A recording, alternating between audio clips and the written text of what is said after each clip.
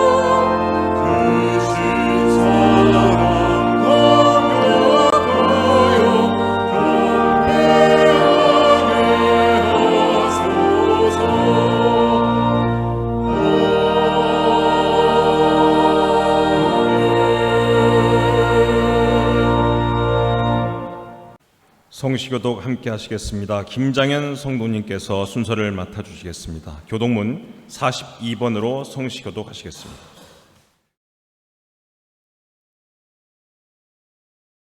다 같이 성시교독 하시겠습니다. 새 노래로 여호와께 찬송하라. 그는 기이한 일을 행하사 그의 오른손과 거룩한 팔로 자기를 위하여 구원을 베푸셨습니다.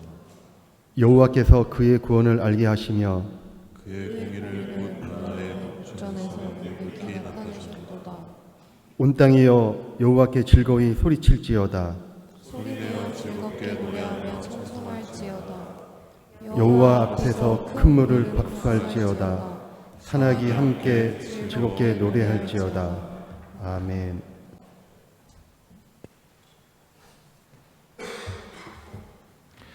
다음은 대표 기도 순서입니다. 정태웅 성도님께서 대표 기도해 주시겠습니다. 하나님 아버지, 고된 노동으로 휴일조차 반납해야 했던 이 나라의 국민들에게 반세기 만에 긴 휴식과 즐거운 삶을 누릴 수 있는 선진국가로 변화시켜 주심에 감사와 찬양을 올려드립니다. 또한 에지헌의 우리 성도들이 아름다운 캠퍼스 한가운데 마련된 성전에 나와 참으로 복된 예배를 드릴 수 있도록 은혜를 베풀어 주심에 진심으로 감사와 찬양을 드립니다. 그러나 지난 한 주간 저희는 거룩하고 구별된 삶을 살지 못하고 허탄하고 요동치는 세상만 바라보며 불안해했고 입술을 제어하지 못한 삶을 살았음을 고백합니다. 이 시간 우리의 죄를 용서하시고 하나님 앞에 나아가 기도할 수 있도록 인도해 주심을 믿고 감사드립니다. 주님, 시시각각 우리나라에 다가오는 국내외적 위기가 역사를 주관하시는 주님 섭리하에서 큰 도우심이 있을 것임을 기대하고 이를 믿는 믿음을 허락하여 주시옵소서. 대한민국이 지금의 시련을 속히 극복하고 제사장 나라로서 지금까지와 같이 변함없이 열방에 하나님의 복음을 전파해 나아갈 수 있도록 인도하여 주시옵소서. 아울러 우리 재단도 거친 세파 가운데서 주님께서 보호하여 주시고 지속적으로 발전할 수 있도록 도와주시옵소서. 이러한 때 에지헌 성도들의 굳어진 마음밭이 옥토가 되도록 갈아엎어 주시사 하나님의 말씀이 50배, 100배의 열매를 맺을 수 있도록 역사하여 주시옵소서. 오늘 드려지는 성가대의 찬양을 기쁘게 흠양하시고 말씀을 전하시는 이효선 목사님과 함께 하시어 그 말씀이 듣는 이의 심령 속 깊숙이 파고드는 생명의 말씀이 되게 하여 주시옵소서.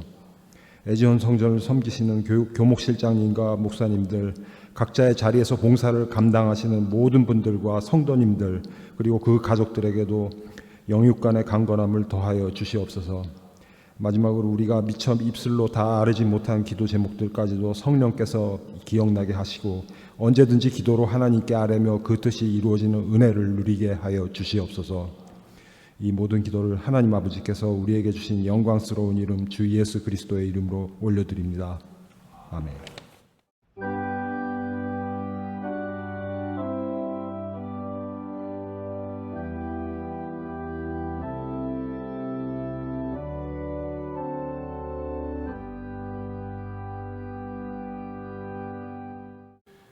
하나님 말씀 함께 하시겠습니다. 이철호 성도님께서 성경 봉독해 주시겠습니다.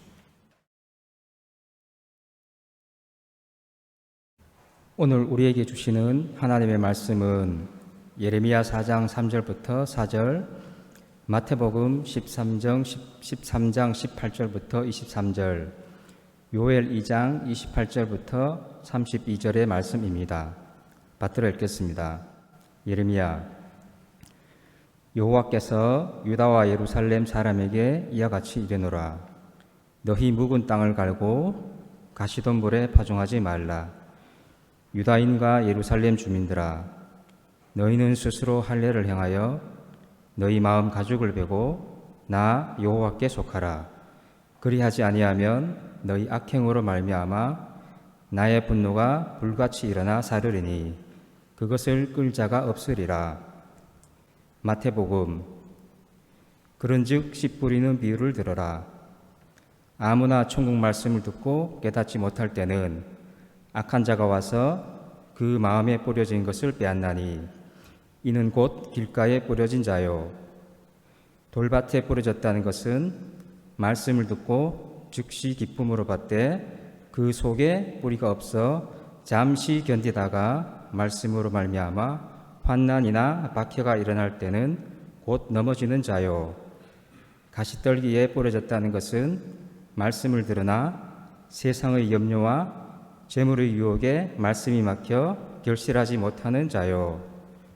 좋은 땅에 뿌려졌다는 것은 말씀을 듣고 깨닫는 자니 결실하여 어떤 것은 100배, 어떤 것은 60배, 어떤 것은 30배가 되느니라 하시더라. 요엘.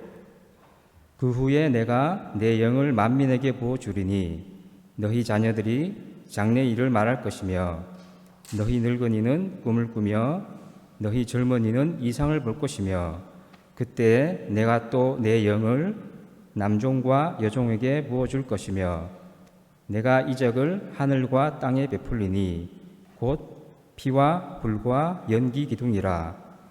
여호와의 크고 두려운 날이 이르기 전에 해가 어두워지고 달이 핏빛같이 변하려니와 누구든지 여호와의 이름을 부르는 자는 구원을 얻으리니 이는 나 여호와의 말대로 시온 산과 예루살렘에서 피할 자가 있을 것이며 남은 자 중에 나 여호와의 부름을 받을 자가 있을 것임이니라. 이는 하나님의 말씀입니다. 아멘.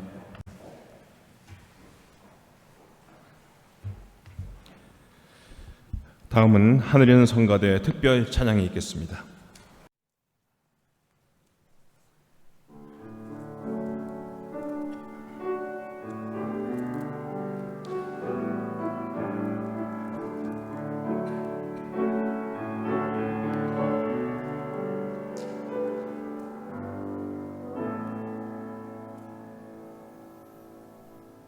그 선한 힘에 고요히 감싸여 그 놀라운 평화를 누리며 나 그대들과 함께 걸어가네. 나 그대들과 한 해를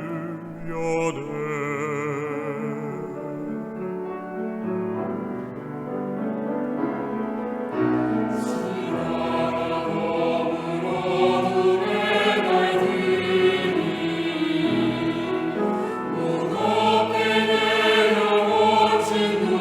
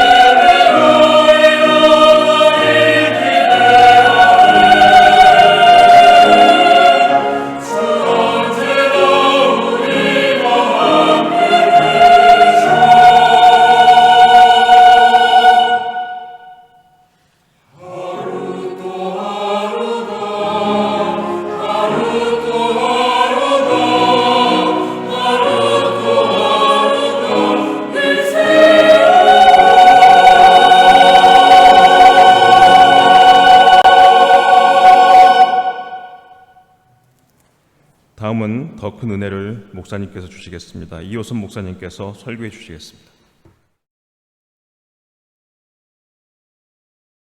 오늘은 굳어진 마음밭을 갈아엎어라는 제목으로 말씀을 전하도록 하겠습니다. 저는 거의 매주 토요일이 되면 우리 고등학교 동창들과 서울 시내나 또는 서울 근교 산들의 둘레길을 함께 걷습니다. 두세 시간을 걷고 헤어지기 전에 점심 식사를 합니다. 걸으면서 또 음식을 나누면서 많은 이야기를 주고받습니다. 그런데 나누는 이야기의 주제가 대부분이 노년의 생활에 관한 이야기입니다. 저는 비교적 듣는 편인데 도움되는 이야기가 꽤 있습니다.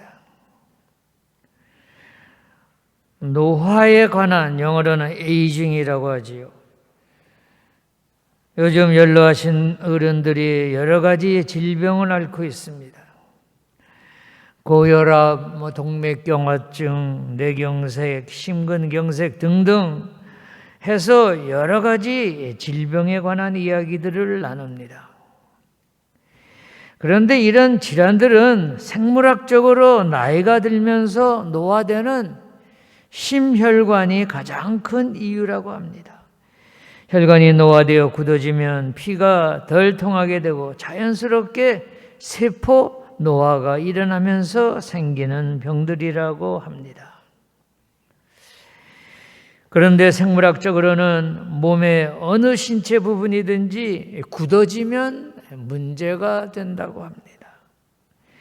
혈관뿐 아니라 허리나 어깨나 손가락 등 노화되어 유연하지 못하고 굳어지면 문제가 생기게 됩니다.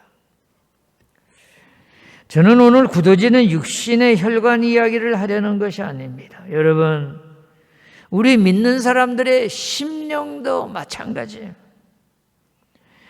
우리의 심령도 굳어지고 딱딱해지면 영적으로 부족한 상태가 되고 영적으로 문제가 생기게 됩니다. 오늘 구약 본문 9절에 나오는 예레미야서의 4장의 배경에 대해서 생각해 보겠습니다. 예레미야서의 주인공인 예레미야는 남유다의 16대 왕인 요시야 왕 때 선지자가 되었습니다. 당시 유대 백성들은 누구나 가리지 않고 악행을 저지르고 나라 전체는 망하기 직전이었습니다. 솔로몬 왕 이후 300년간 계속하여 우상을 숭배해왔고 14대 므낫세 왕 때에는 왕이 자기 아들을 우상의 제물로 바치는 일까지 벌어졌습니다.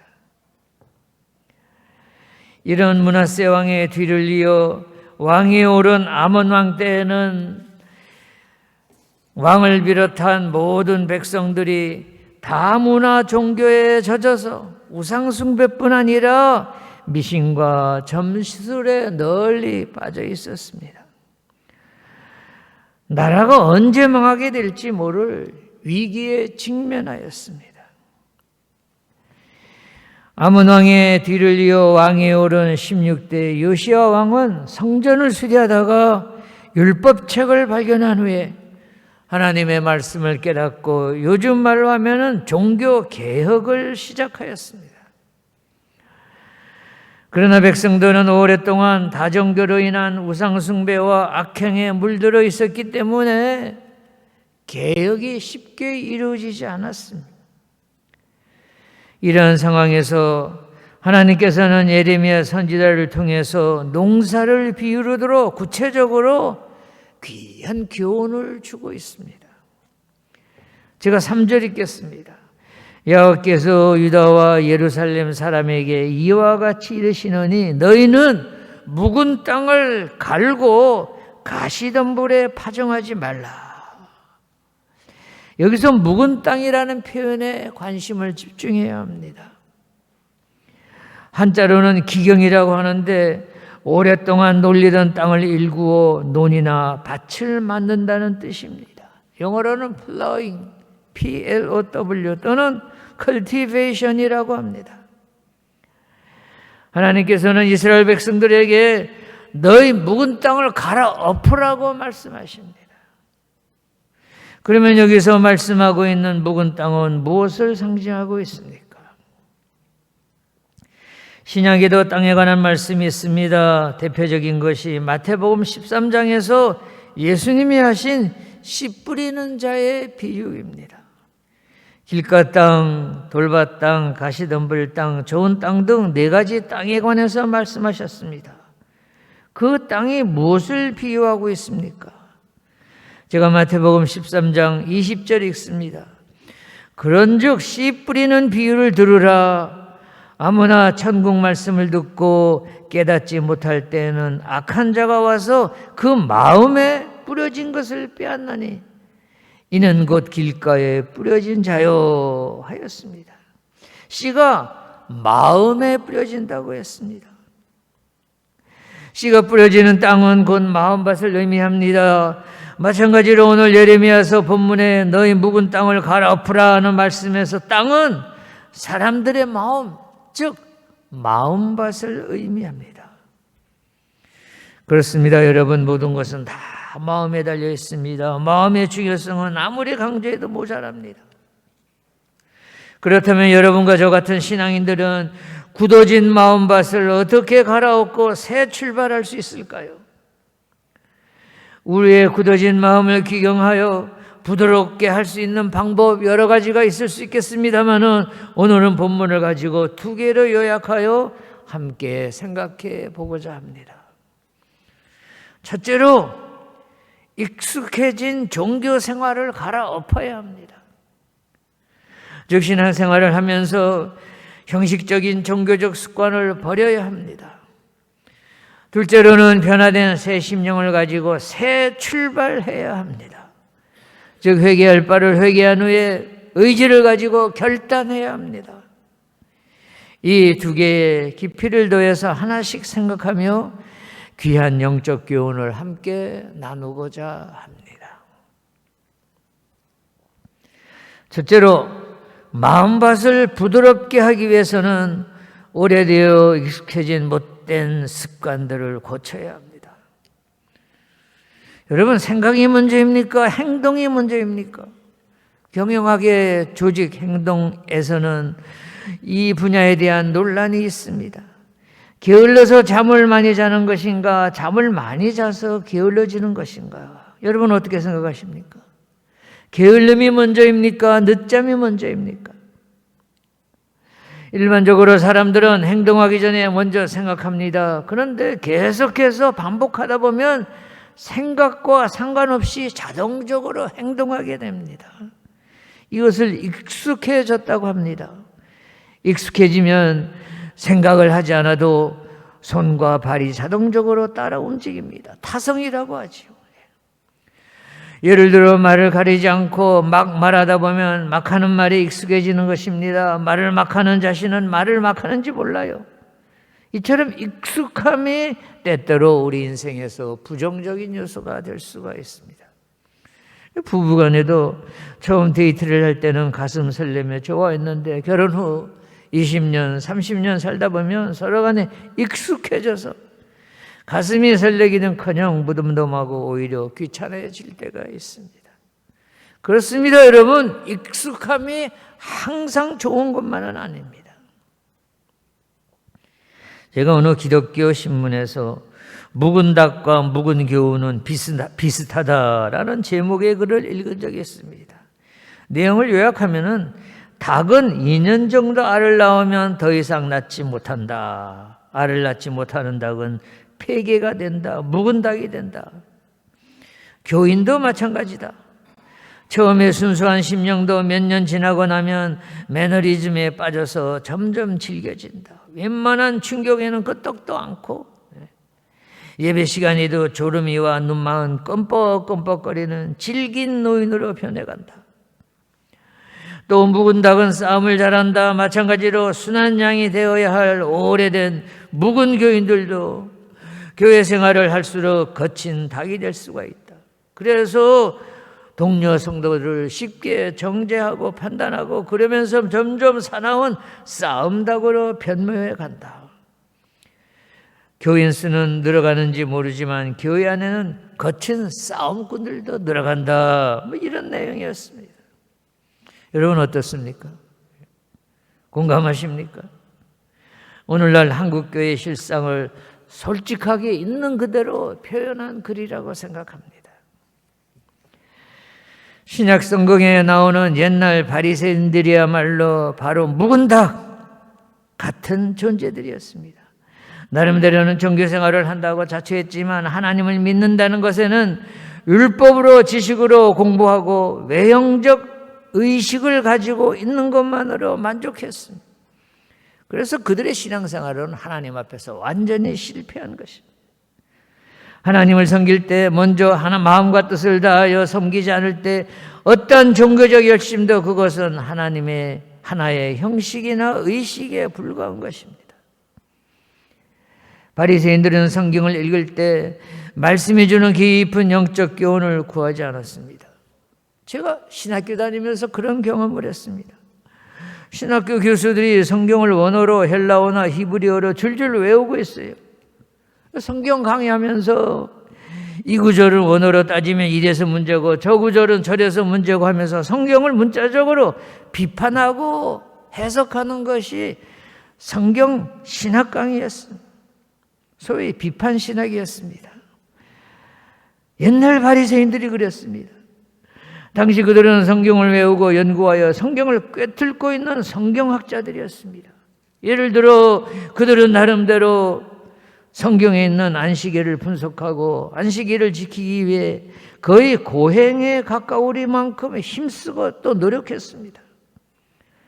그러나 그들이 가진 거룩의 개념은 하나님 앞에서 어떤 마음 자세를 갖느냐보다 안식일과 관련된 금기를 어떻게 철저하게 지키느냐 하는 외적인 의식에 치중했습니다. 또 그들은 11절을 열심히 바쳤습니다. 그러나 그들이 11절을 바칠 때 감사와 헌신의 마음으로 바치지 아니하였습니다.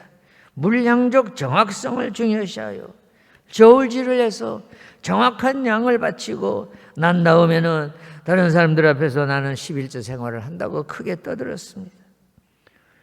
또한 기도 생활을 열심히 했습니다. 그런데 사람이 많이 모이는 시장 모퉁이에서 두 손을 들고 하늘을 올려다보며 하나님이 아니라 사람들이 들으라고 소리 높이 요즘식으로 말하면 통성기도를 했습니다. 그들은 자기 자신의 종교생활의 액세서리로서 율법을 강조했고 나아가서 자랑의 목록을 만들기 위해서 형식을 지켰던 것입니다. 예수님은 이러한 형식적이요 율법적인 종교관을 아주 준열하게 비판하셨습니다. 이 독사의 자식들아, 이 회칠한 무덤 같은 외식하는 바리새인들이라고 무섭게 책망하셨습니다. 외식이란 겉으로 보기에는 그럴듯하게 꾸민다는 뜻입니다. 여러분, 의식이나 형식은 가끔 필요한 것이라고 생각합니다. 의식은 있어야 하는 것입니다. 그러나 의식과 형식은 내용이 전제되고 그 내용이 충실할 때만이 의미가 있는 것입니다. 내용을 저버리고 의식과 형식만을 고집한다면 그것은 아무런 의미가 없는 껍데기가 되는 것입니다. 사랑하는 여러분, 기독교는 외형을 장식하는 외식하는 종교가 아닙니다. 어떤 의미에서 기독교는 도덕적 종교도 아닙니다. 수양의 종교도 아닙니다. 지식의 종교도 아닙니다. 돌을 닦는 종교도 아닙니다. 기독교는 하나님이 보여주신 구원의 도리를 깨닫고 예수 그리스도의 십자가의 화해의 길을 통해서 하나님과의 바른 관계를 회복하는 마음과 실천의 종교인 것입니다. 마음속에서 하나님과의 관계를 어떻게 가지고 사느냐 하는 것을 우선하는 종교요. 그 다음 표현으로서 율법의 준수와 의식의 균형이 따르는 것입니다. 여러분 어떻습니까? 공감하십니까? 그렇습니다. 처음 예수님을 믿기 시작했을 때는 교회당에 들어오기만 해도 좋고 십자가만 보아도 가슴이 두근거리고 찬송가 한 구절 한 구절 은혜가 되어 눈물이 흘렀습니다. 그런데 시간이 흐르면서 익숙해지고 여유가 생기면 점점 게을러지고 나태해집니다. 편안함과 익숙함에 길들여지면서 스스로 합리화시킵니다. 나는 모태신앙이야. 나는 성경 공부를 많이 했어. 나는 이 교회 창립 멤버야 하면서 이만하면 하나님도 다 이해해 주실 것이지.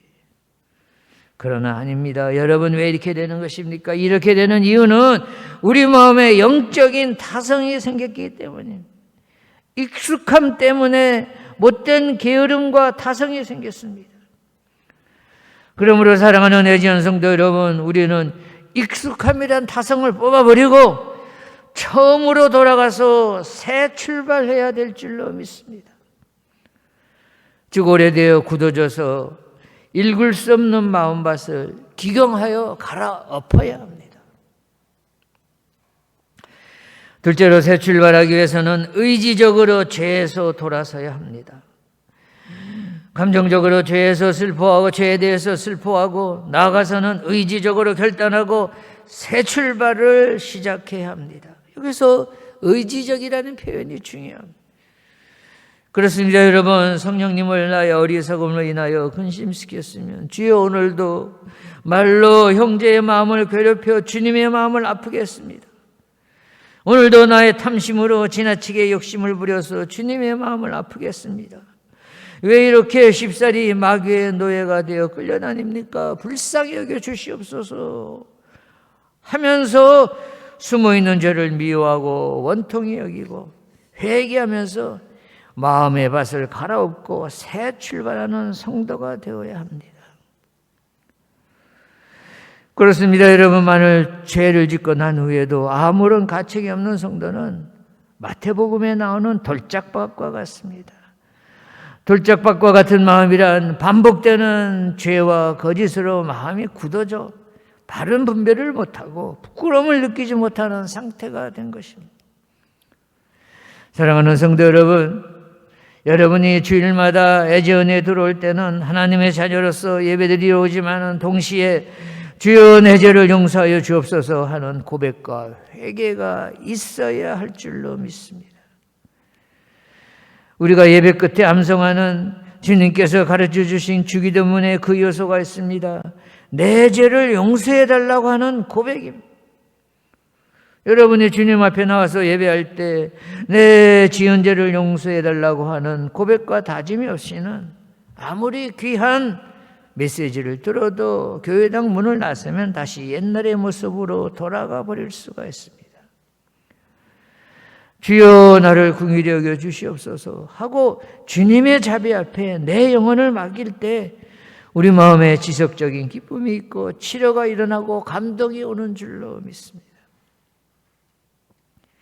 애지연 성도 여러분, 여러분의 신앙생활이 습관해져 교회 뜰만 밟는다면 커피를 나누며 교제하는 기분으로 교회 생활에 만족하고 계신다면 마음의 옷을 찢고 새 출발해야 될 줄로 믿습니다. 주여 성령을 근심시키며 살아온 영적인 탕화가 여기 있습니다. 불쌍히 여겨 주시옵소서. 돌아온 탕자와 같이 나를 품꾼의 하나로 받아 주시옵소서. 이렇게 진심을 다해 기도하며 결단을 해야 될 줄로 믿습니다. 사랑하는 성도 여러분, 오늘 이 시간 우리 가운데 성령님의 도우심으로 통회하는 역사가 일어나기를 간곡히 기원합니다. 남이 겉으로 보기에는 신앙생활을 잘하는 것 같이 보일지라도 속으로 숨은 죄를 가리고 회개하지 않으면 그런 영혼은 끝내는 시들고 나락으로 떨어져 버리고 마는 것입니다. 하나님 앞에서 이러이러한 실수를 범한 죄인입니다라고 회개할 때에 하나님께서 허물을 가려주시고 영적인 은혜를 넘치게 나려주실 줄로 믿습니다. 오늘 본문 요엘서 보면 그런 성도에게 성령을 부어주리라, 하나님의 영을 내려주리라고 약속하셨습니다. 여러분, 성령 충만이 어떻게 옵니까? 어떻게 와요? 요즘 일반 교회를 보면 손 들고 기타 치며 박수 치며 노래하면서 성령 충만을 외치는데 저는 그렇게 생각하지 않습니다. 골방에 들어가 세리와 같이 가슴 치며 마음의 밭을 갈아엎고 회개하는 성도에게 하나님의 영이 임할 줄로 믿습니다. 회개한다는 말은 헬라어로 메라노이아인데 말의 뜻은 마음을 돌이킨다는 것입니다. 죄로 향하는 마음을 돌이켜서 주님의 뜻대로 살고자 결단하고 방향을 돌이키는 것입니다. 쉽게 얘기하면 오른쪽으로 가던 사람이 왼쪽으로 돌아서 내리. 이 시간 저는 여러분 개개인이 하나님과 어떤 관계를 가지고 있는지 모릅니다. 오직 여러분 자신만이 아실 줄로 압니다. 사랑하는 성도 여러분, 여러분은 하나님 앞에서 통회하고 회개한 지가 언제입니까? 몇 달 전입니까? 아니면 몇 년 전입니까? 여러분, 다시 강조해서 말씀드리지만 회개의 경험 없이 외적으로 아무리 주의를 잘 지키고 11절을 잘 바치고 심지어 성경 구절을 줄줄 외운다고 할지라도 그것들은 도움이 안 되고 오히려 짐이 될 뿐입니다. 오늘 설교를 정리 요약합니다. 성도 여러분, 외적인 율법 주수와 생활 규범 준행에만 관심을 가졌다면 이 시간 나와 주님과의 바른 관계를 위하여 회개와 함께 새 출발하시기를 바랍니다. 여러분, 한 분에게 다시 묻습니다.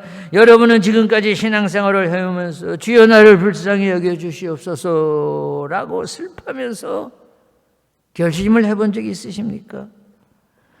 없으시다면 이제라도 마음의 밭을 갈아엎고 새로운 놀라운 체험을 구하시기 바랍니다. 마음을 딱딱하고 굳어지게 만드는 마음속의 잡초를 뽑아버리고 회개와 고백을 통하여 하나님과의 관계를 새롭게 시작하시는 심령들이 되시기를 간절히 기원합니다.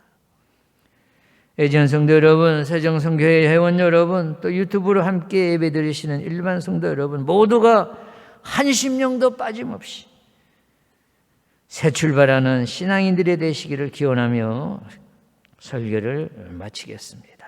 기도하겠습니다. 우리 모두가 죄인임을 고백합니다. 하나님께서는 우리를 궁히 여기시고 회개할 기회를 주고 계신 줄로 믿습니다. 애전 성도님 모두가 하나님을 신뢰하고 하나님의 뜻을 구하며 새 출발하는 삶을 살아가도록 인도하여 주옵소서. 살아계신 하나님의 주권을 인정하고 회개하는 성숙한 믿음의 주인공들이 되게 하여 주시옵소서. 이 모든 말씀 예수님 이름으로 기도드렸습니다. 아멘. 오늘의 말씀 감사드립니다. 이 시간은 헌금 봉헌 및 헌금 기도 순서입니다. 윤유빈 성가대원의 특송 후에 황문희 선동님께서 드려진 예물 봉헌과 기도를 해주시겠습니다.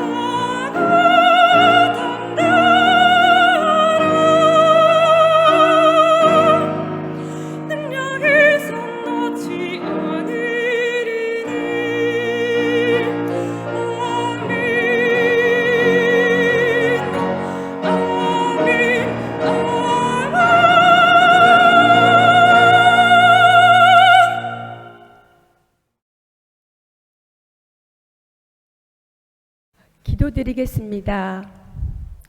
긍휼과 인자가 풍성하신 주님의 은혜에 감사드립니다. 하나님을 예배할 수 있는 생명과 마음과 시간을 허락하시고 주님의 말씀을 주시니 감사합니다. 말씀을 들은 심령 위에 큰 감화와 변화를 일으켜 주셔서 굳어진 마음이 있다면 주님이 섭리와 역사하심으로 보내되어 견고하고 풍성한 열매를 맺게 하여 주옵소서. 이 시간 신령과 진정으로 예배하며 올려드리는 예물과 기도의 제목들을 받아주시길 원합니다. 감사와 기쁨으로 드리는 이 봉헌을 축복하사 저희들이 삶이 더욱 보람있고 의미있게 하시고 성도들이 모든 행사를 인도하사 풍성하게 하시며 평강이 넘치게 하옵소서. 주님이 통치를 인정하고 주님만을 의지하게 하옵소서. 교회에 주신 권위에 의지하여 성도님들을 위해 간구합니다. 치유가 필요한 분들에게 주님께서 몸과 마음과 영혼을 다스려 주옵소서. 치열한 연구와 사업을 위해 애쓰는 분들에게 풍성한 열매를 허락하옵소서. 경제적인 문제와 관계의 문제들로 답답한 분들을 위로하시고 은혜를 내려 주옵소서. 절망감에 힘겨워 탄식과 신음으로 기도하는 분들에게 소망을 허락해 주옵소서. 오늘 이 예배를 통해서는 주님께 우리의 마음을 드리고 일상 속에서는 고난받는 이웃에게 마음을 쏟게 하옵소서. 그리하여 빛과 소금의 역할을 감당하며 나아가게 하옵소서. 이 모든 말씀 예수님의 이름으로 기도합니다. 아멘.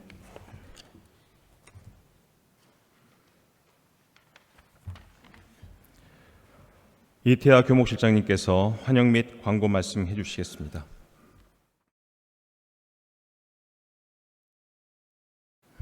오늘도 이 예배에 참여하시는 모든 분들께 하나님이 주시는 은혜와 평강이 가득하기를 기원합니다.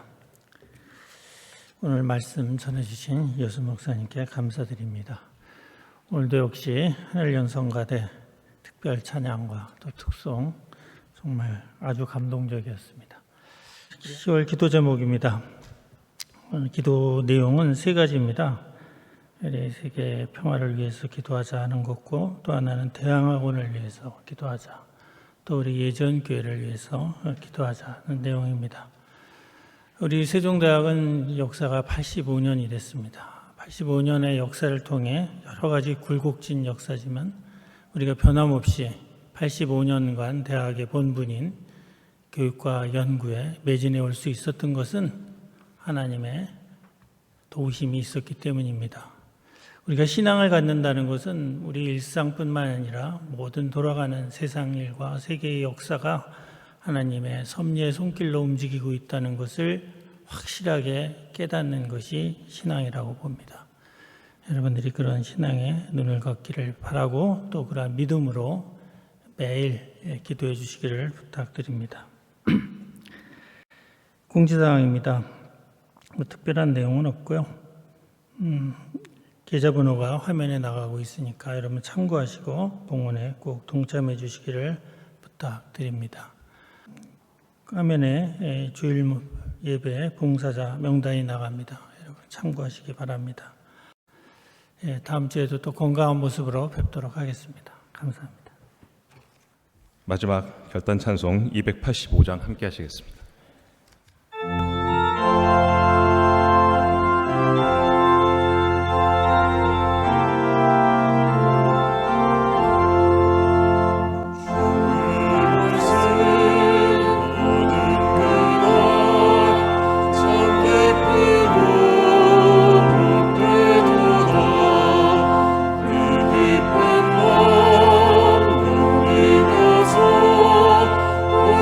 세상에